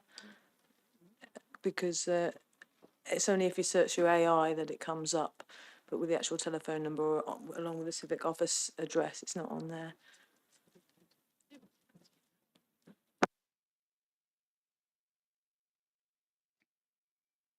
Thank you, Councillor Goodjohn. If we can double check on that one, and if it isn't, put it there. That would be helpful. Thank you, Tom. Yeah, no, absolutely, and thank you, Councillor Goodjohn. If when you're navigating the website from the home page, there's a contact us link on the top right-hand side, and Councillor Goodjohn is showing me her mobile phone. So let me double check how it renders on a mobile device. I'm on my laptop, and we'll make sure that it's on the mobile version if it isn't already.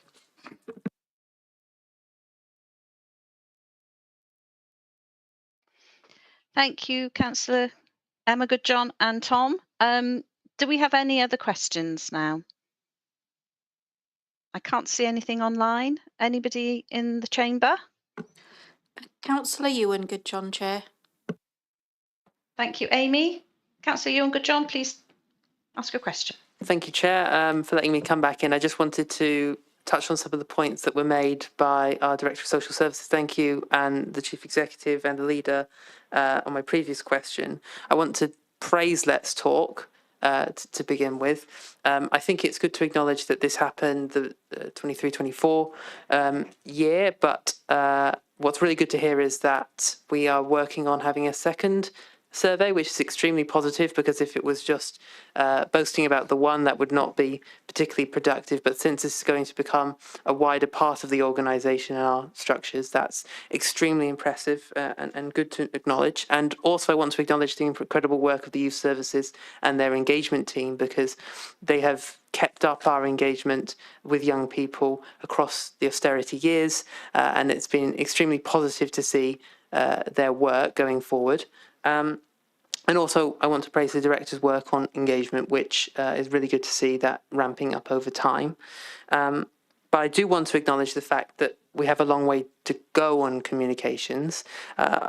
When the waterfront was mentioned previously, I think there is a bit of a disconnect between what the council sees it has done regarding the High Court, for example, and negotiations with the consortium, and what residents would see the council has done. And I think that further communication and working with residents at the waterfront would be, I hope it's fair to say, extremely positive to see, in trying to stand a united front to try and get all the services that they deserve down the waterfront.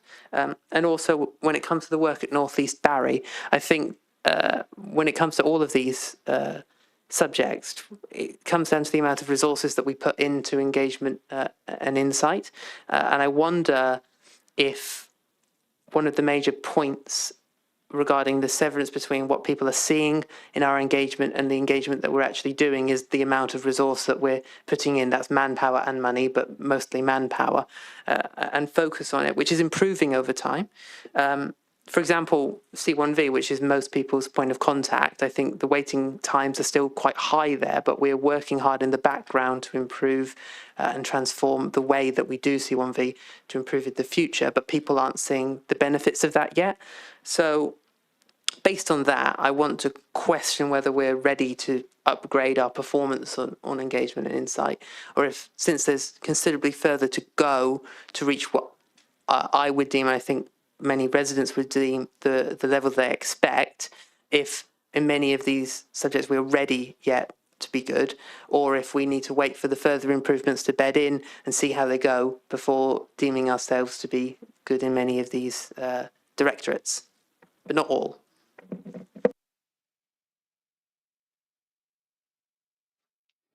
Thank you, Councillor Good John. So I think really summing that up then, it's all about our behaviours then, and going forward, are we ready to be good? I think is what is really what we're asking. Would you like to come in on that one? Yeah, I can come in on that, and I think it's probably the fairest way to respond is we can reflect on that as a result of this evening, and also as a result of the consultation we're going through. It's about engagement and insight, and it's only right that we probably reflect on the engagement and insight we get from the consultation on this. So yeah, I think it's a fair point, and I think that will come out in the wash, so to speak, as we take it forward from now, and as we go through the consultation process. And bring it back to Cabinet and reflect on it, if that's okay. Not forgetting, of course, that there is another category. You're seeing goods and fares everywhere, but there are also excellence we could have assigned ourselves, and we wouldn't be so bold as to suggest we were excellent, because we do know that we've got further to travel on this. But yes, fair point. Thank you. Thank you, Councillor Good John, and thank you, Rob.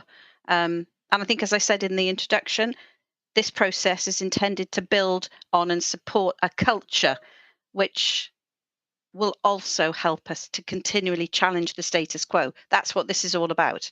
So it's right that we should continue to reflect while we're in the process, so to speak. Do we have anybody else now who wants to ask any questions in the room? I can't see anybody online. No indication in the chamber, Chair. Okay, that's great. I think then we'll move to the next item, which is governance. But before we do, I just want to check with everybody if they want a 5-minute or maybe even 10-minute comfort break, because we're coming up to 10 to 6. Or is everybody happy to continue? What's the mood in the room, James and Amy? Happy to continue, Chair. Okay, excellent. All right then. So let's move on then to the next section, which is governance. Rob, would you like to take us through? Thank you. Tom's going to actually start, and I'll come in after Tom's introduced it, if that's okay, Chair. Yeah, that's perfect. Over to Tom then. Thank you. Great. Thanks very much, Rob, and thank you, Chair. So this is the final section of the presentation this afternoon. So performance requirement 3 is about assessing the effectiveness of governance, and this is on pages 33 and 34 of the annual self-assessment report. And in reaching a conclusion or judgment around how effective our governance is, obviously we consulted the panel performance assessment in terms of the consideration that the panel gave to how effective the governance that we've got in place is and how effective that is. We've also considered a range of other of evidence, the draft annual governance statement that accompanies the unaudited currently statement of accounts, the head of internal audit's annual opinion, the extent of compliance the council has with the SIP for Financial Management Code. This section also provides elected members with an overview of the external regulatory work that is undertaken, predominantly by Audit Wales, but also reflecting Estin and CIW where relevant as well, and also the approach to monitoring our key risks. This section varies a little bit from the preceding two because we adopt the same terminology for reaching the judgment or language as internal audit colleagues do. So good here equates to a reasonable judgment. That means that there's generally a sound system of governance, risk management and control in place, but there are some issues of non-compliance or scope for improvement that have been identified, which may put at risk the achievement of objectives in the area that is being considered. So that's the context within which the effectiveness of governance is considered. And I'll hand over to Rob to run members through the conclusions. Yeah, thank you, Tom. So in terms of slide 18, next slide, starting with the PPA again, that concluded that the council has effective governance in place. There are areas which could be further developed, was their conclusion, and members will be aware that that was one of their recommendations around the number of meetings, the space in the diary for task and finish and investigative work. When I say investigative, I mean investigative in terms of topic-specific areas rather than investigation in a sort of policing sense. And we know members will be aware that that is something that has been looked at and has been debated in this chamber between then and now. The draft annual governance statement concludes an opinion of a reasonable assurance for the organisation, and that basically means that those arrangements are regarded as fit for purpose. In terms of the annual audit opinion as part of the annual internal audit report, again, reasonable assurance in terms of the effectiveness of our governance arrangements, our approach to risk, and our control environment. So again, that's a clean bill of health. And then a substantial assurance from internal audit in terms of compliance with the SIP for code, which is extremely positive. We've reflected in the work of the external regulators throughout the year as part of the Audit Wales work programme, and that has been constructive, both in terms of the way it's been delivered and the way that we have received those pieces of work and the way that we have responded positively to the recommendations. And again, I'll come back to a point I made earlier, but the way we manage our key risks throughout the year in terms of our risk management framework, the way it's reviewed regularly by governance and audit and by the leadership team, is that we feel we've comprehensively reviewed our corporate risks and the risk strategy. So you'll be pleased to know no tables, no cross-directorate rankings on this one. This is far more straightforward, although that's probably a case of famous last words. Thank you, Chair. Thank you, Rob. There's nothing straightforward when governance and audit are concerned anyway, not from my experience. Okay, do we have any questions then on this section? I don't see anybody in the room. Yeah, okay, thank you, James. So Councillor Goodjohn, no, first of all, it's Councillor, not Councillor Goodjohn, Councillor Johnson. Would you like to come in? Thank you. Thank you very much, Chair. I was encouraging Councillor Goodjohn to go first, but he's given me the floor. 2 quick points on this matter. First, in terms of the CIPFA code, it says in the report that the council conforms with 5 of the 6 standards and partially for the last one. Is there a way, can we have an explanation of where we're at with this, especially as the report refers to one 15 months ago at the end of April last year, so how this works for this year? And the second point, generally, as the council has a number of statements in terms of governance, and of course that works on paper, but one of the problems we have been facing over the past few years is the problem with overspending, resetting technologies in the council, Oracle Fusion, problems with the new bookies. So how do we deal with the risk in terms of these, and what lessons do we learn for the future? Do we expect anything like this to happen again in terms of overspending by a number of millions of pounds?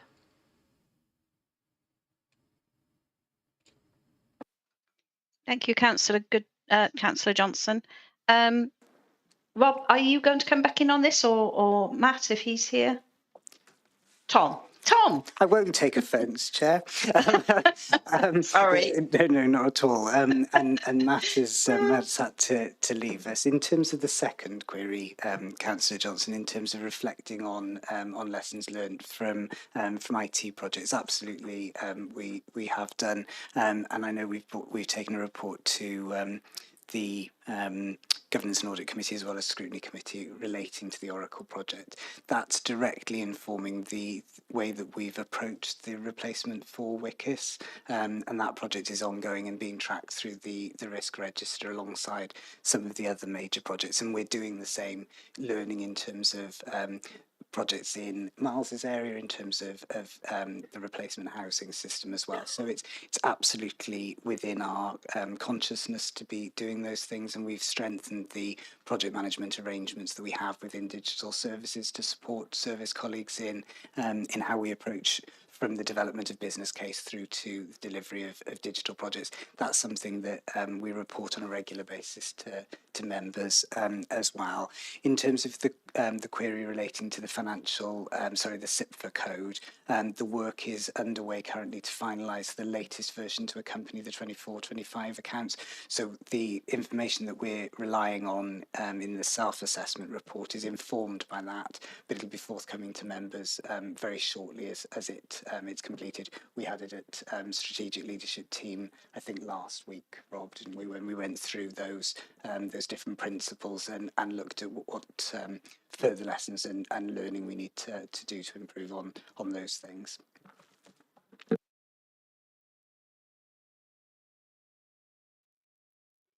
Thank you, Tom. If there's any help, just to add as well, the tender exercise for the replacement of the WCCIS system was led on by another council, and it was done on a regional basis as well. Just to put that perspective in there with that one. Do you have any other questions on this, Councillor Johnson? So, are you okay with those responses? I'm fine with that, thanks, Chair. Thank you. Councillor Goodjohn, do you want to come in now? Thank you. Yeah, thank you, Chair. I just thought through the reshaping scrutiny programme that we've just had, I wondered if we could include, as part of our governance arrangements in future self-assessments, the work of scrutiny and perhaps how effective that work of scrutiny has been.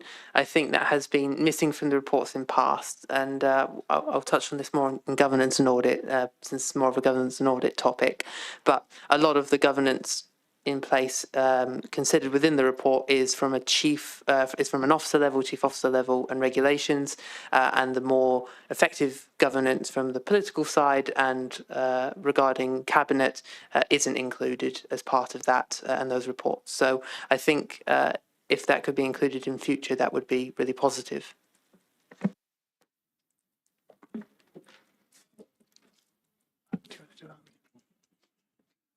There's a bit of confusion in the room here about who's going to respond, but I think that's a really useful suggestion, Chair, particularly given that this will be year one of the new arrangements and we will have to monitor, well, we want to monitor and need to assess how these arrangements are going. So useful opportunity to feed in how the new arrangements are working as part of this process as well. So I'd welcome that.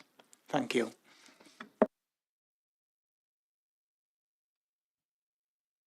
Thank you, Rob, and thank you for that recommendation, Councillor Good. John, do you want to come back in on there? No, that's fantastic. Thank you, Chair. Thank you. Do we have anybody else now who'd like to ask a question on the governance section?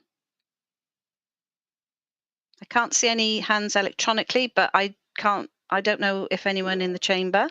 No, nobody in the chamber. Okay, that's great. Thank you, everybody, for your contributions on that one. The next section then are the next steps, which I think we've got just a quick slide to show where we go next.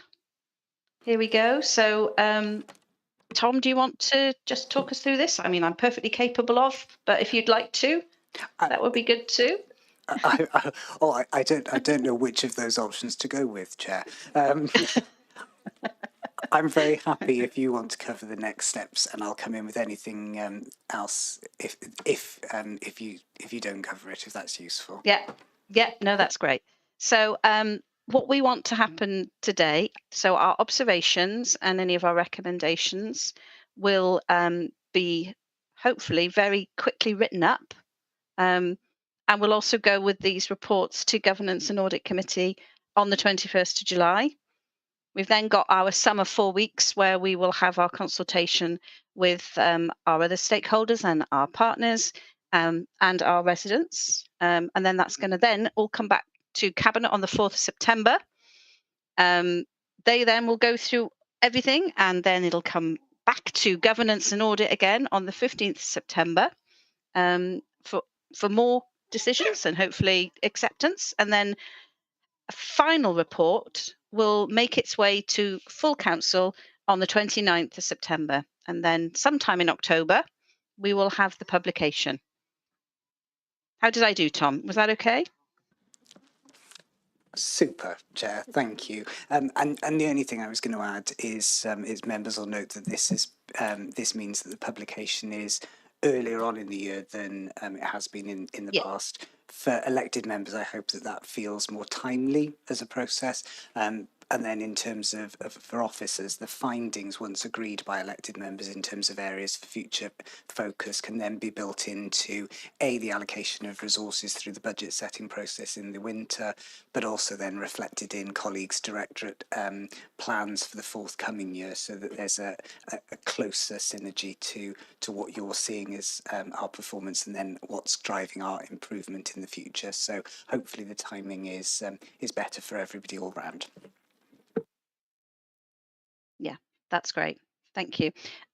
So the very last bit of this is the summing up and recommendations. Now, I had already said to James to just make sure with each section that he just notes the particular points that are made and any recommendations that are made. So I am not going to put him on the spot, but I am going to go back to him now just to go through what he's captured and then ask everybody to just either agree that that was what we've all said tonight, or if we've left anything out, it's your opportunity to then come up with an amazing recommendation if you do have one that hasn't been shared. So James, do you want to come in and just sum up for us, please? Thank you, Chair. Yes, so in terms of summing up, there's the elements around the starting off with the initial performance element. There's a conversation obviously between the performance measures in terms of the percentages, etc., and seeking assurance surrounding the actual process from the internal perspective. So as a result of that one, Form 1 recommendation around the consideration of incorporation of additional information surrounding the internal self-assessment judgment process within the report. So that would be the first recommendation. Then there was the element of looking at how we compare obviously to the rest of Wales and just generally surrounding the process in general. So moving on from that one, there's also the conversation surrounding the conditions of school buildings and the impacts upon assets and the usefulness of the categories in terms of RAG lessons, RAG ratings and lessons learned. So moving back to the even though this was covered within the resources section, probably more prevalent in this area. So moving back, reflecting on the discussion with the objectives and actions, then looking at a recommendation around reviewing the end-of-year performance methodology to consider how the council articulates actions that are near completion but deemed ready moving forward. Then moving on to the resources section, there's a conversation surrounding procurement, savings targets, and the rationale for the differences in terms of the use of financial ratings. In terms of a recommendation for that one, I think add to the conversation, it was the commitment to, or recommendation to explore the max price tender approach within future procurement activity. And then there's also some consideration of risk in terms of what that actually meant and what that actually means. Moving on then, and the elements of, sorry, trying to summarize quite a lot of discussion quite briefly. In terms of then looking at some other elements, there's also an additional recommendation around how to reviewing how C1V contact information is displayed on mobile and tabular devices, just to really ensure that our communication is reaching the public through a range of channels. And there's a lot of conversation around various elements of communication engagement and building on elements such as the Let's Talk Life in the Vale survey, communication with citizens in general, C1V, flight tipping, etc.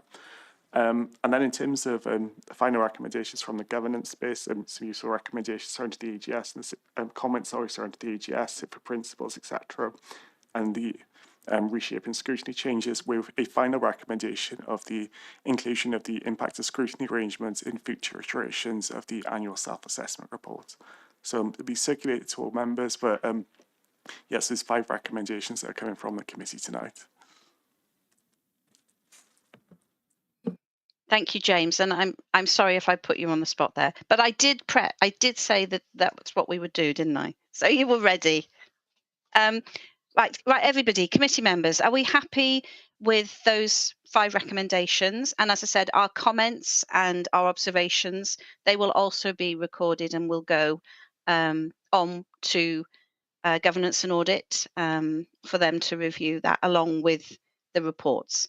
If we're all happy with that, and nobody has anything else they want to offer, if I can have a hand to move, we'll move to. Thank you, Councillor Thomas, and a seconder. Second. Thank you, Councillor Buckley. Thank you ever so much. So the next agenda item is simply agenda item 4. So these are items that the chair has declared are urgent, part 1, which we don't have any. You'll all be glad to know. Agenda item 5, any items that the chair has decided are urgent, part 2. We don't have any of those either.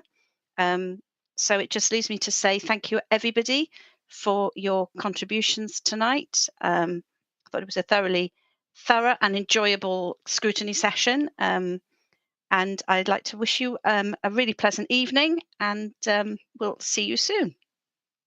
Bye now. Thank you very much, Chair.